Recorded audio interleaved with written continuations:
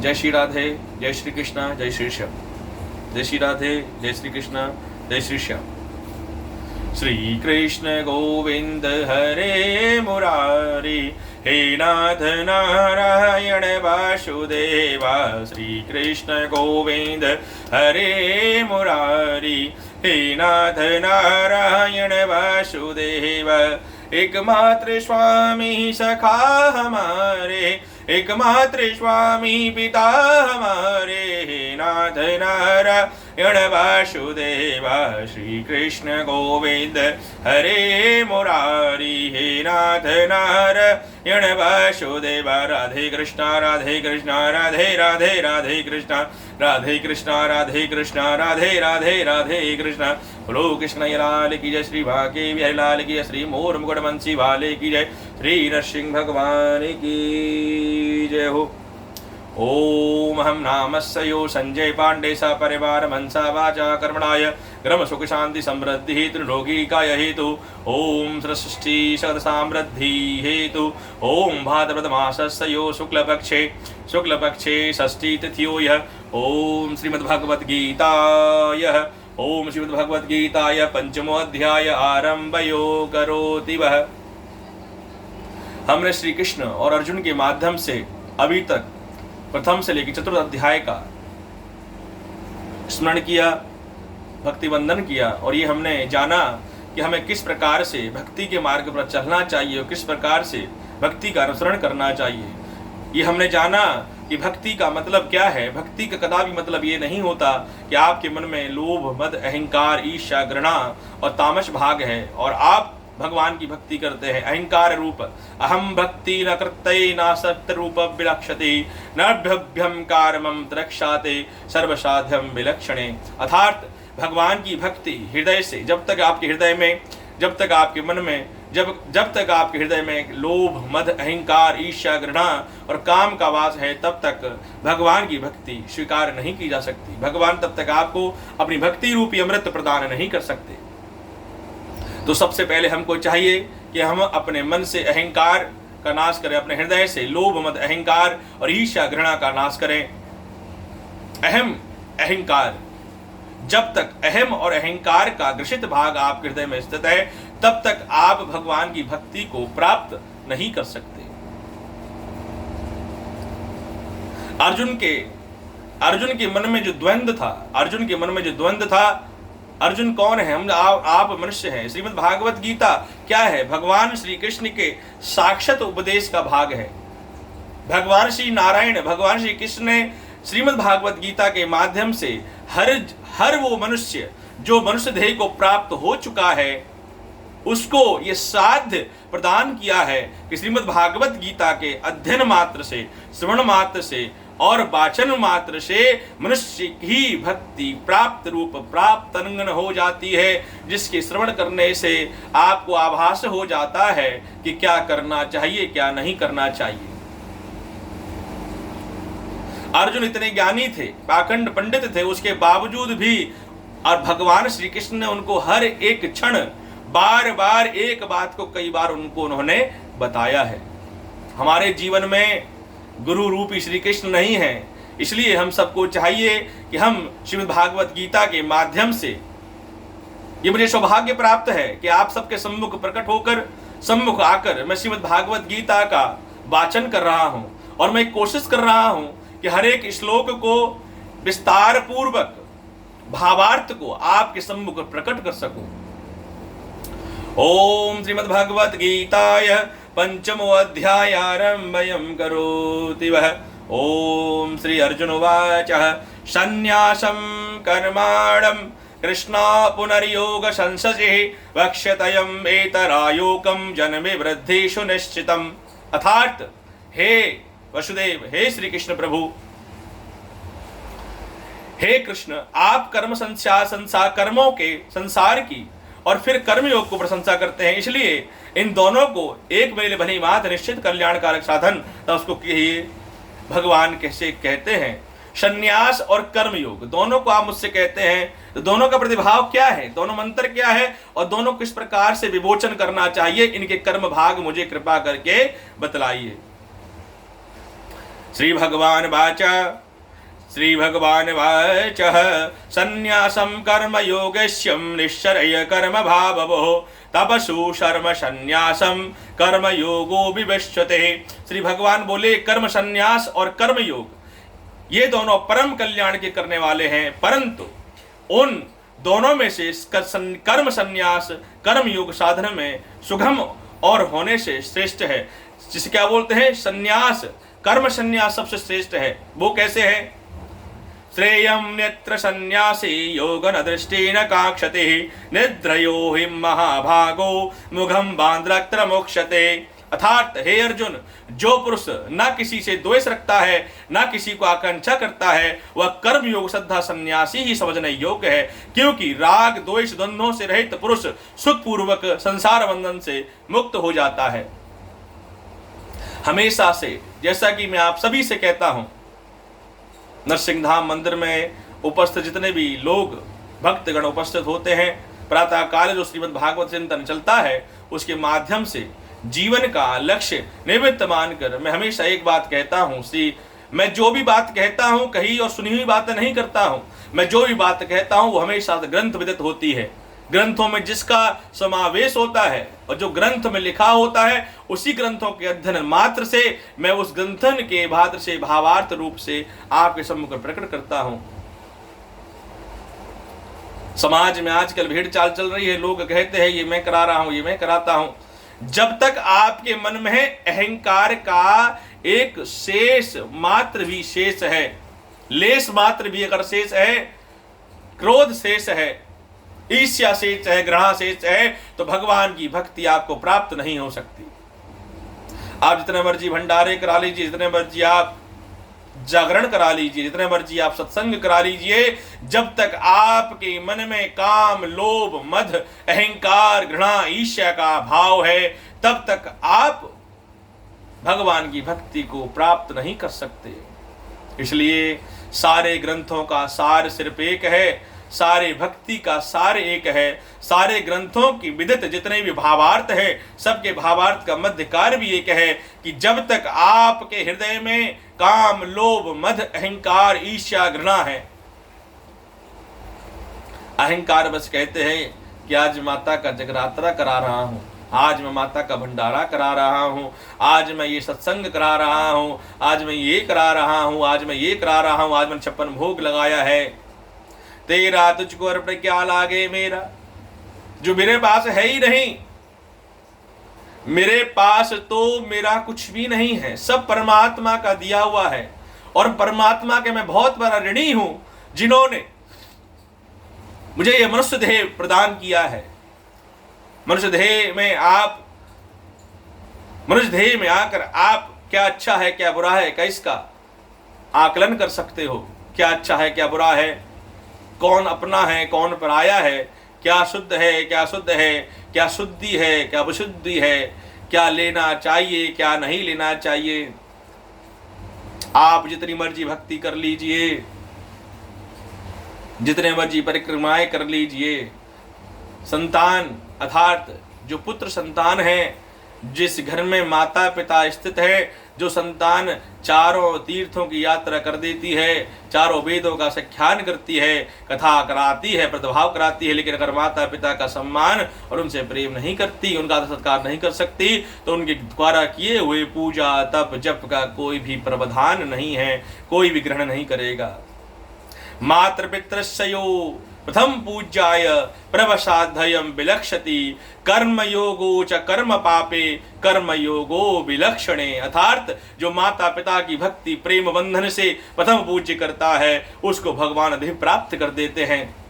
गुरु गोविंद दो खड़े काके लागू पाए, बलिहारी मोय दियो बताए काके लागू पाए। हे बलिहारी मुझे बता दीजिए, मेरे सम्मुख में गुरु और गोविंद दोनों खड़े हैं, किसके पैर लगना है। तो गुरु बताता है कि बलिहारी कौन है, भेद भक्त कौन है, इसलिए गुरु प्रथम पूजनीय है, गुरु प्रथम पूजनीय है। आजकल देखता हूं कि आज गृहस्थान में अथवा व्यवसाय में ऐसे ही हम लोग जाकर प्रवेश कर देते हैं, बिना पूजा के, बिना कर्मकांड के, बिना पंडित के मंत्रोच्चारण के, मंत्र प्रसाद से हम ऐसे ही घर में या व्यवसाय में प्रवेश कर जाते हैं, स्थापना कर देते हैं। ये बहुत अनुचित है। क्योंकि हमने कभी जीवन में धर्म का अध्ययन नहीं किया, ग्रंथों का अध्ययन नहीं किया, ग्रंथों का उपनिषदों का अध्ययन नहीं किया, गुरु की संगति नहीं की, गुरु की संगति में कभी रहे नहीं, गुरु हमने कभी बनाया नहीं। तो इसलिए जब हमें ज्ञान प्राप्त नहीं हुआ तो हम किस प्रकार से उस उद्घोष का प्राप्त मार्गन करेंगे। आजकल गुरु पूर्णिमा आती है, उस दिन सभी लोग गुरु भक्त बन जाते हैं और सब लोग आश्रम में जाते हैं, सेवा करते हैं, दान दक्षिणा देते हैं। बस साल में एक बार सबको गुरु की याद आती है। कितने बार? साल में सिर्फ एक बार। बाकी बार 364 दिन में सिर्फ और सिर्फ ये धन मेरा है, ये भी धन मेरा है, इसका धन भी मेरा है, इसका सब भी मेरा है। समस्त मनुष्य समुदाय अपने इस मनुष्य देह का पाने के बावजूद मनुष्य देह का प्रारब्ध नहीं समझता है कि मुझे मनुष्य देह प्राप्त हुई है तो मुझे जीवन में क्या करना चाहिए, क्या नहीं करना चाहिए। छोटे में बच्चों को संस्कार दिए नहीं, उनको बताया नहीं क्या उचित है क्या अनुचित है। बच्चों को भी सिखाया नहीं कि राम राम श्यामा श्यामा करना चाहिए, बड़ों के चरण स्पर्श करने चाहिए, क्षमा चूर्ण करना चाहिए, कभी सिखाया नहीं। जैसे बच्चा बड़ा होता है तो जो आपने उसको सिखाया है वही बड़ा होकर वही आपके बारे में आपको उल्टा लौटा देता है। जब संतान आपको घर से निकाल देती है, जब संतान आपको पूछती नहीं है, जब संतान आपसे प्रेम नहीं करती, आपसे अब शब्द कहती है, तब कहते हो हे प्रभु नारायण मेरी रक्षा करो, हे प्रभु मेरी नारायण रक्षा करो। पाछे पछतात होत क्या चिड़िया चुन गई खेत। अब कुछ नहीं होता। बचपन में तो बच्चों को संस्कार दिए नहीं, गुरु शिक्षा नहीं दी, गुरु शिक्षा दिलाई नहीं, क्योंकि धन खर्च होता है। देखो, आप सभी से एक आज बहुत प्रमुख बात कहता हूं, जो जीवन में धन आप कमाते हैं वो सिर्फ और सिर्फ इस शरीर का पोषण कर सकता है, लेकिन असली जो धन है वो है प्रेम रूपी धन, भक्ति रूपी धन। यही सबसे बड़ा धन है जो आपके इस लोक के साथ में परलोक भी आपका सुधार कर देता है। इसलिए अगर आपको इस लोक के बाद में परलोक भी जाना है तो इस लोक में रहकर इस आत्मा को परमात्मा से मिलाने का साथ जुटाना आरंभ कर दो। जब जागो तभी सवेरा। बच्चों में से संस्कार करो, सनातन संस्कृति सनातन धर्म का निर्वाहक्षण करो। अधिक से अधिक लोगों को जोड़िए सनातन संस्कृति के साथ में, सनातन धर्म के साथ में। जब तक आप सनातन धर्म के साथ में लोगों को नहीं जोड़ेंगे, आप नहीं जोड़ेंगे, तब तक आपका उद्घोष और आपके हृदय की तृप्ति नहीं मिल सकती। सांक सांक यो यज्ञं प्रथाज्ञवाय च बल प्रददन्ति चान पंडिताय एव माक्तरम्ब स्थितः गभ्यम देव न द्रवदते फलाय च यथा फलम। उपयुक्त संन्यास और कर्म योग को मूर्ख लोग पृथक पृथक फल देने वाले कहते हैं, ना ही पंडित जन, क्योंकि दोनों में एक में संभय प्रकार के स्थित पुरुष दोनों फल स्वरूप परमात्मा को प्राप्त होते हैं। किसी के जीवन में सुख, उसका धन ले लो, ये सुख प्राप्त होगा। दूसरे का भाग किसी को नहीं लेना चाहिए। सुदामा ने श्री कृष्ण का भाग, जब गुरु माता ने उनको जब चने दिए थे तो उनके चने का भाग उन्होंने एक मुट्ठी ग्रहण कर लिया था। उसके कारण के पूरे जीवन में दरिद्रता का भाव उत्पन्न हो गया था। तो सोचिए, अगर हम किसी का भाग लेंगे तो हमारे जीवन में दरिद्रता के सिवाय और कुछ नहीं होगा। इसलिए लिए दिए का खाता मरने से पहले पूरा करके जाना, क्योंकि ले लिया है और अगर दिया नहीं तब भी दोबारा जन्म लेना पड़ेगा, और अगर लेने के बाद देने के बाद लिया नहीं तब भी जन्म लेना पड़ेगा। इसलिए डेबिट और क्रेडिट बराबर चलना पड़ेगा। संन्यास्तो महाभागो दुःख्यं त्राणयो गतः योग युक्तो मुनिर्ब्रह्मा नाचिरिरत्र गच्छति। परंतु हे अर्जुन, कर्म योग के बिना संन्यास अर्थात मन, इंद्रिय और शरीर द्वारा होने वाले संपूर्ण कर्मों में कर्तापन त्याग होना चाहिए। कठिन है, क्योंकि कर्म भाग फल स्वरूप है। मनन करने वाला कर्मयोगी परब्रह्म परमात्मा शीघ्र ही प्राप्त हो जाता है। अब भगवान कहते हैं मनुष्य देह में आने के बाद में कर्म योग संन्यास योगी की भक्ति बहुत कठिन है। क्यों कठिन है? क्योंकि मनुष्य देह प्राप्त करने के बाद मेरी माया द्वारा वो घुसित होता रहता है, मेरी माया उसको खींचती रहती है, इसलिए इतना आसान नहीं है। अब क्या करना है? क्या प्रतिभात है? मेडिटेशन, योग शक्ति से वो मेरी भक्ति को प्राप्त कर सकता है, संन्यास योग कर सकता है। उसके लिए क्या चाहिए? उसको डेली नित्य चाहिए कि प्रातः काल में मेडिटेशन करे, अभ्यास करे, योग करे।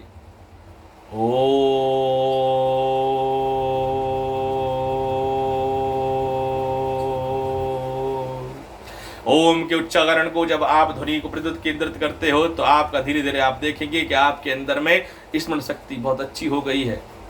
आप भगवान की भक्ति योग्य हो गए हैं। आपके अंदर भगवान के प्रति अधिक प्रेम जागृत हो गया है। योग भुक्ते विशस्वाय विजवातया जितंत्रय सर्वभूवात भूवात्मा कृतवातेन लिप्यते। जिसका मन अपने बस में है, जो जितेंद्र एवं विशुद्ध अंतकरण वाला है, जो संपूर्ण प्राणियों का आत्मरूप परमात्मा है, जिसका आत्मा है, ऐसा कर्मयोगी कर्म करता विलुप्त नहीं होता। जो ये जान लेता है, मनुष्य देह में जो जान लेता है कि मेरे जीवन का उद्देश्य क्या है, मेरे जीवन की उत्पत्ति क्यों हुई है, मेरा जीवन क्या है, तो ऐसा पुरुष जब भगवान की भक्ति कर्मनिष्ठ इंद्रियों को बस में करके करता है तो समस्त परोपर को प्राप्त कर जाता है, समस्त भक्ति को प्राप्त कर जाता है, समस्त भक्ति को साग्रहण कर जाता है। कर्म योगो विलक्षणे कर्म योगो विभक्तते कर्म साध्यम त्रसाध्ययते रूपम चाय बिन प्रभे।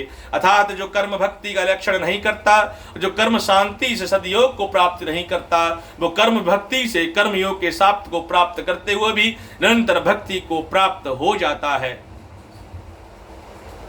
नेभ्य प्राय वृत्रयुक्तेव मंत्र एव तत्तभिवितः पंचम तद्विधा गच्छत्यशोषा शाश्मशाश्मनः प्रभ्यं त्राण जाग्रते नित्य रूपम तथा ऋषिः इंद्रियाणानि इष्टारेषु वर्तत्रायति धारयनम्।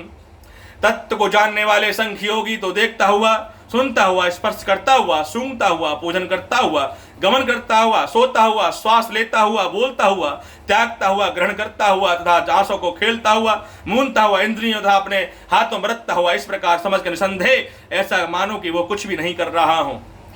जो अपने तत्व को समझ जाता है और जो भगवान की भक्ति को समझ जाता है, उसके जीवन में ये कर्मठ्य भाग आ जाता है कि जो भी वो करता है वो भगवान की इच्छा के साथ से ही करता है। उसको जीवन में दुख और सुख का कोई अनुभव नहीं होता। इसलिए जीवन में चाहिए कि अपने शरीर का परिभागन त्याग करके और भगवान की भक्ति के मार्ग पर अग्रसर रहना चाहिए। मैं देखता हूं गणेश चतुर्थी वाले दिन बहुत भीड़ थी, बहुत भीड़। माता विष्णु का जब ये नवरात्रे आते हैं तब भी अधिक भीड़ होती है। अचानक से भक्ति का जो भाव है अंदर से प्रकट हो जाता है। भगवान की भक्ति का जो भाव होता है वो कभी किसी तिथि अथवा किसी भी योजन और प्रयोजन में प्रकट नहीं होता। भगवान की भक्ति सदा आपके हृदय में है, उतनी ही भक्ति सदा हृदय भाव में रहनी चाहिए। आजकल हमारे समाज में भेड़ चाल चल रही है, उस प्रभाव चलते हैं। इसलिए मेरा आप सभी से अनुग्रह है कि दिन में 24 घंटे के समय में 8 घंटे शयन के लिए, 8 घंटे व्यवसाय कर्म के लिए और 8 घंटे का समय भगवान की भक्ति के लिए अवश्य निकालना चाहिए। इससे ही आपके जीवन का उद्धार होगा, इससे ही आपके शरीर का उद्धार होगा, इसी से आने वाले कुल का उद्धार होगा और इसी से आपकी प्राणवायु का उद्धार होगा। ये परम सत्य है। ओम श्रीमद्भगवद्गीतायः ओम पंचमोऽध्याय मध्यांतर विश्रामं करिष्यामि। ओम श्री कृष्ण गोविंदाय नमः। ओम श्रीमद्भगवद्गीताय नमो नमो नमः। आप सभी का कल्याण हो, आपके घर में सुख शांति समृद्धि का निमित्त बना रहे। भगवान आपको सद्बुद्धि प्रदान करें, ऐसी भक्ति ऐसी सद्बुद्धि प्रदान करें जिसके द्वारा आपके हृदय से भगवान की भक्ति के प्रति अभाव और भाव प्रकट हो जाए। ऐसी अनन्य भक्ति प्रकट हो जाए जिससे आपके जीवन में खाना पीना सोना सब बाद में हो, सबसे पहले भगवान की भक्ति हो। जय श्री राधे, जय श्री राधे। आपका कल्याण हो।